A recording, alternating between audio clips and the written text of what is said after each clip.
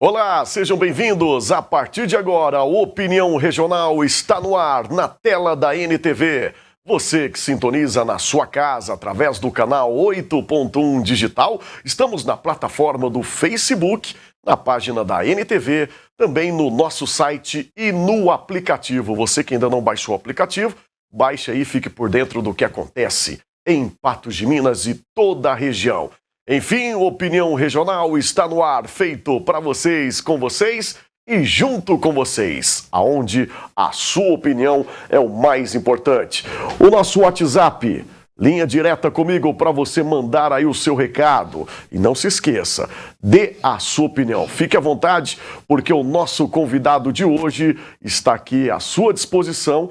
Ele que é pai, é meu amigo, já é de casa, advogado, autoridade no assunto. Vamos receber aqui no Opinião Regional de hoje o advogado Dr. Rafael Normandia. Seja bem-vindo, doutor. Prazer revê-lo.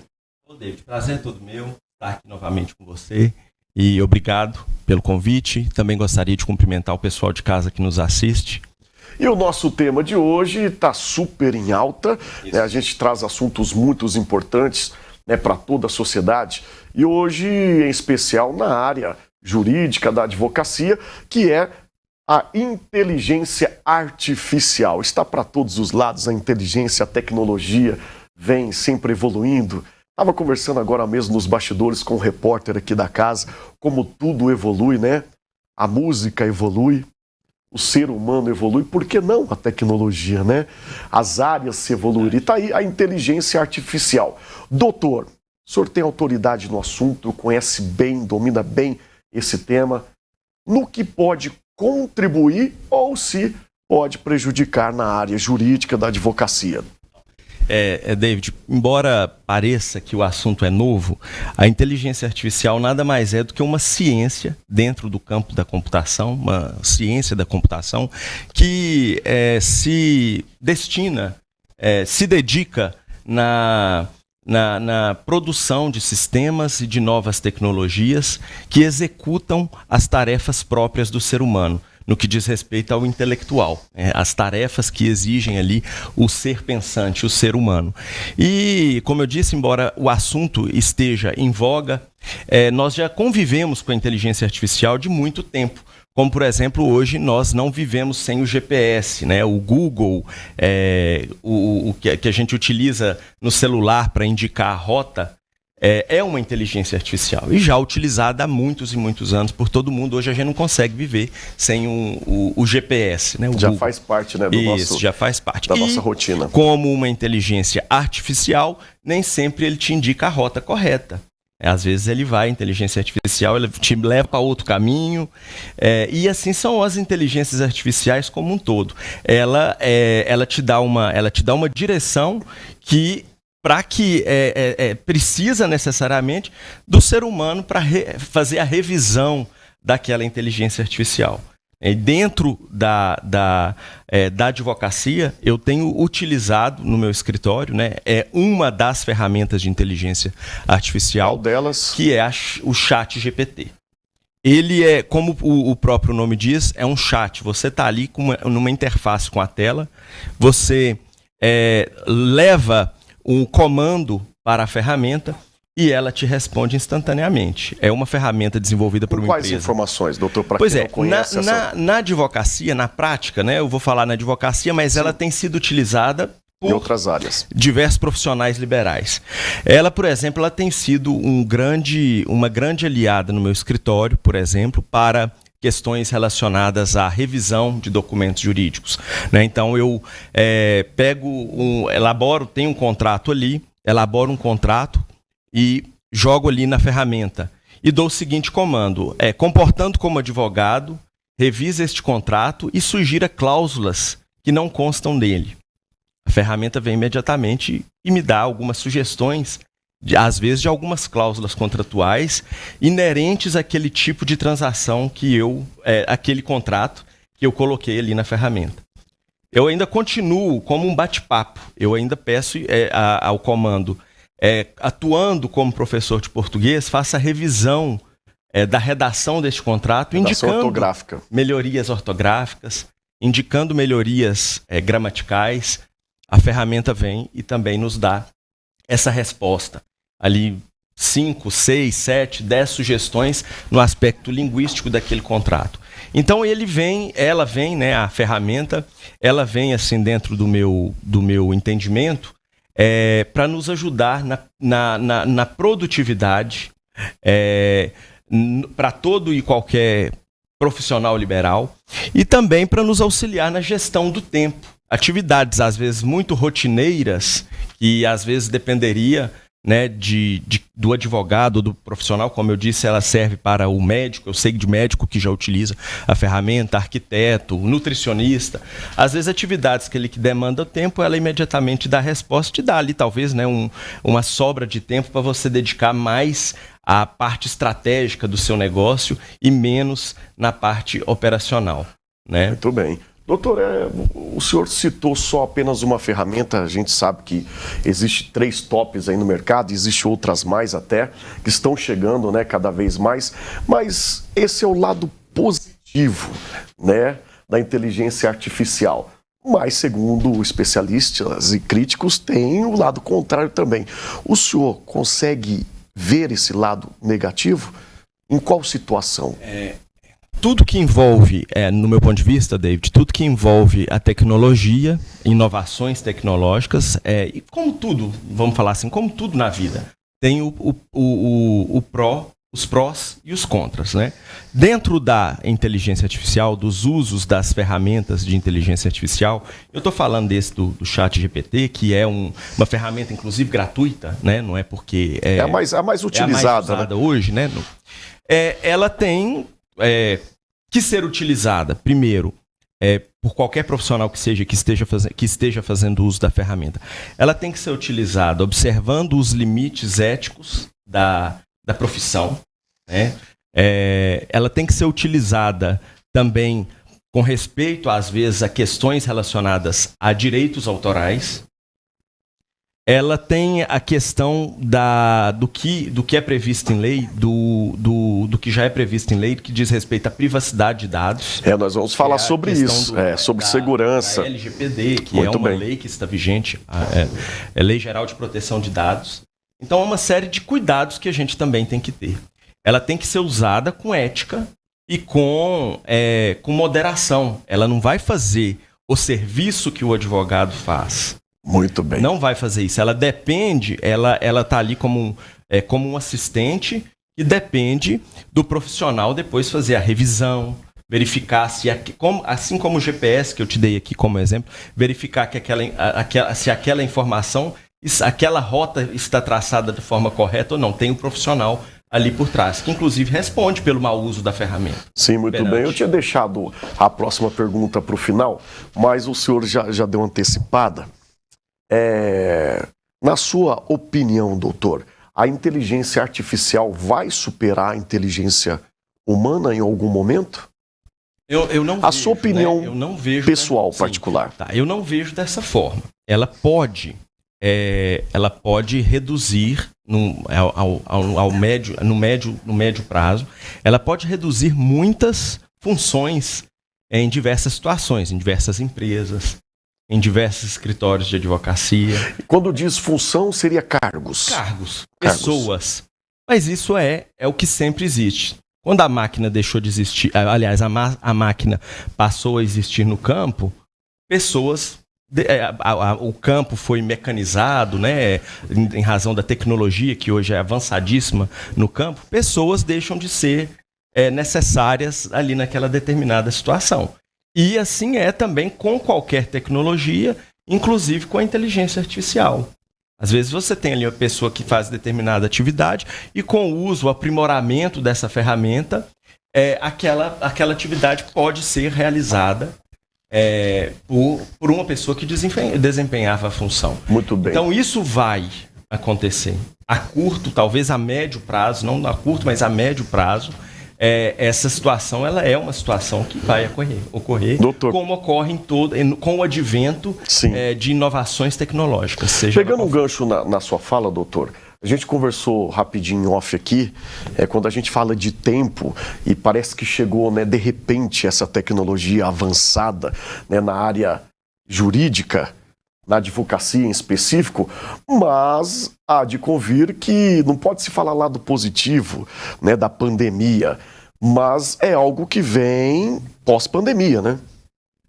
Pós-pandemia. Eu vejo que a pandemia, se é que houve algum pró, ela ocorreu uma aceleração, uma antecipação. Isso no Brasil ou no mundo inteiro, doutor? Eu acho que no mundo inteiro. Eu vou te dar um exemplo aqui da nossa realidade, mas eu vejo isso como uma questão mundial.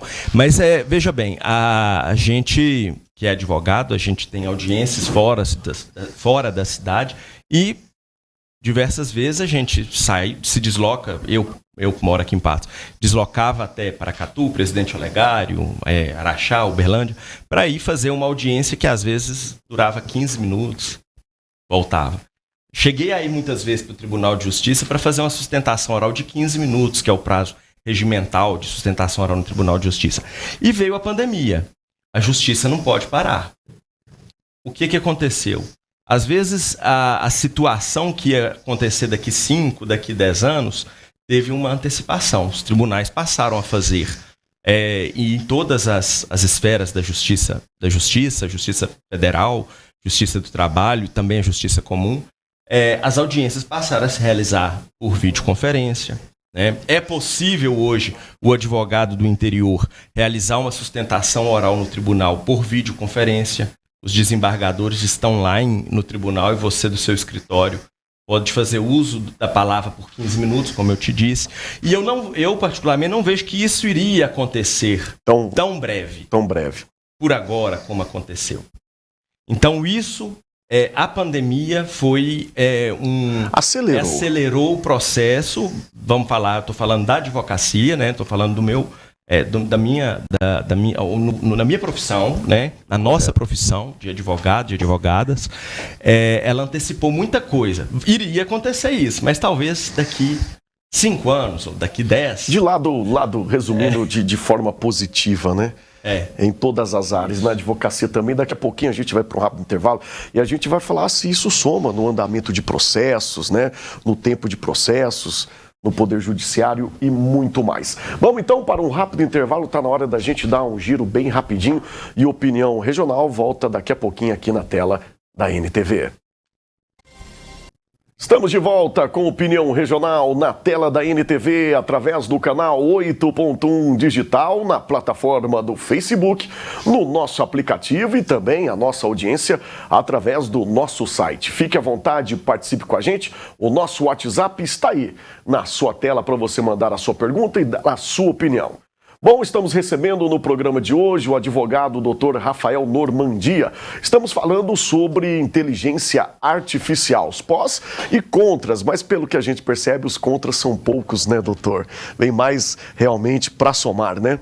Eu vejo dessa forma. Para somar, para auxiliar na produtividade, na gestão do tempo, a gente ter mais tempo para dedicar à família, aos amigos. Falando de tempo, doutor, a pergunta em questão de processos no Poder Judiciário, já existe uma inteligência artificial que a gente ouve muito falar, e tinha mais, né, até pós-pandemia, como a gente já conversou no bloco anterior, muitos processos atrasados, engavetados, e a tecnologia veio aí e deu uma andada boa.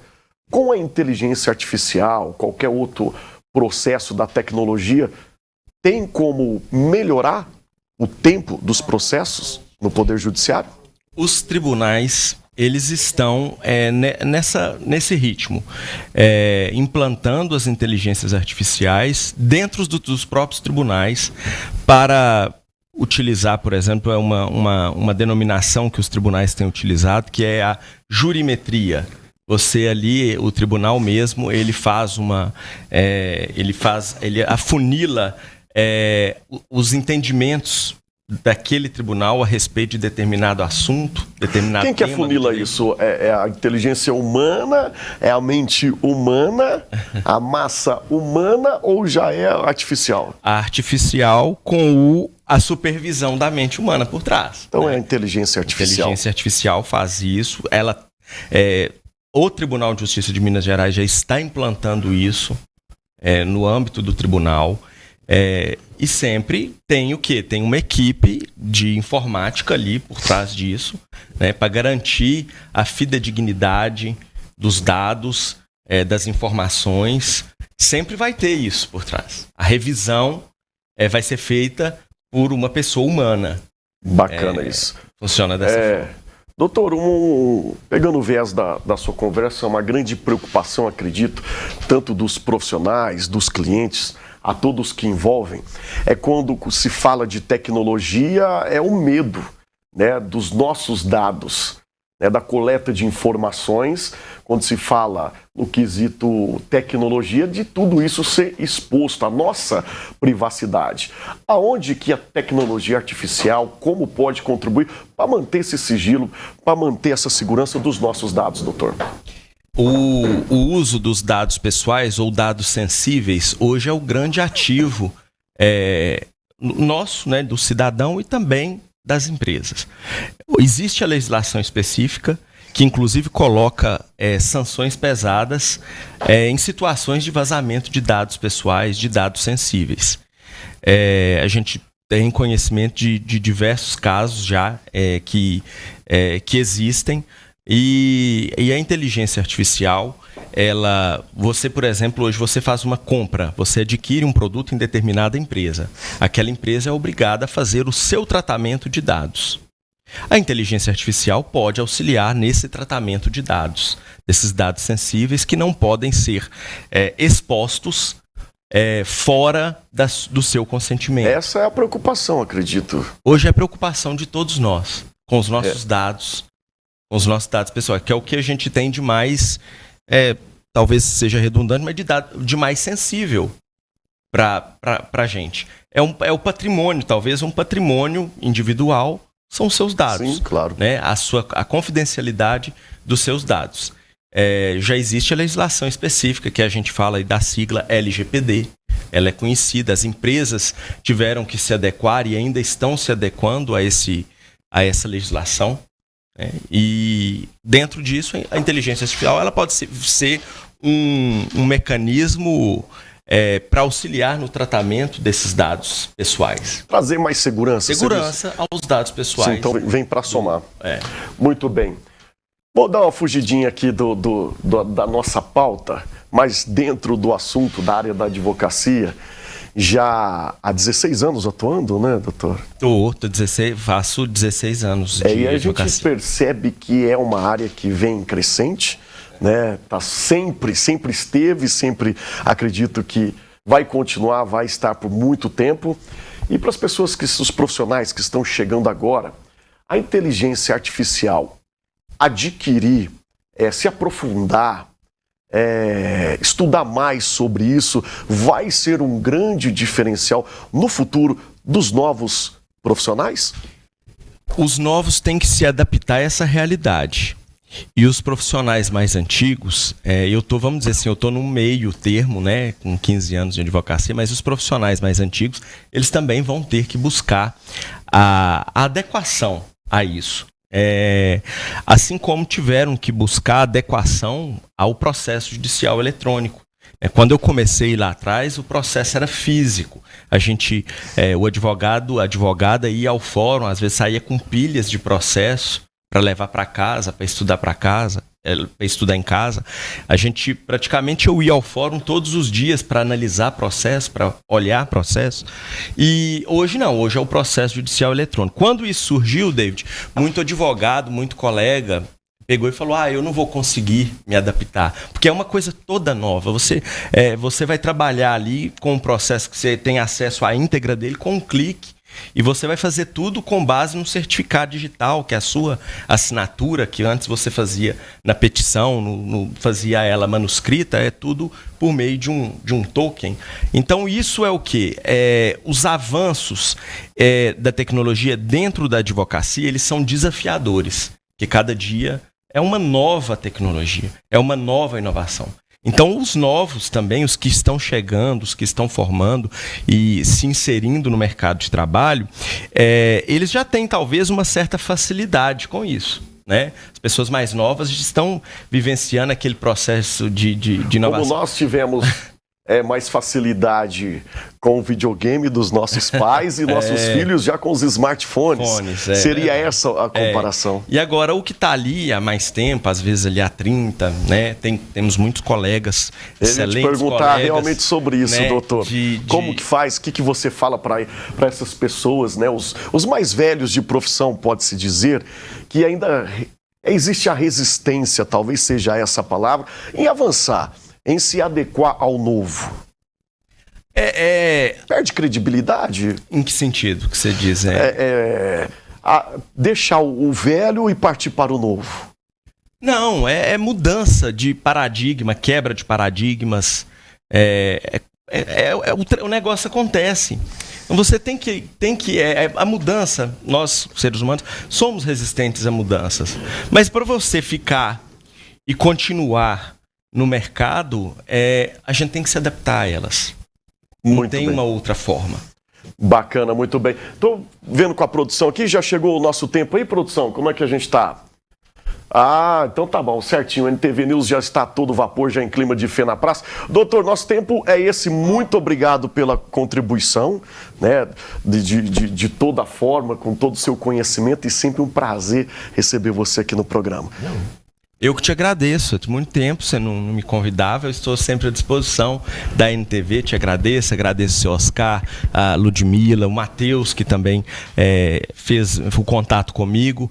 Muito obrigado pelo carinho. E para encontrar Rafael Normandia, está em todos os lugares, em Patos de Minas, já é figura pública, pode-se dizer. Obrigado ao pessoal de casa que nos assistiu. Um abraço para toda a sua família também, viu? Muito obrigado, David. Muito bem, doutor Rafael Aproveitar, Normandia. posso? Sim, desculpa. Claro.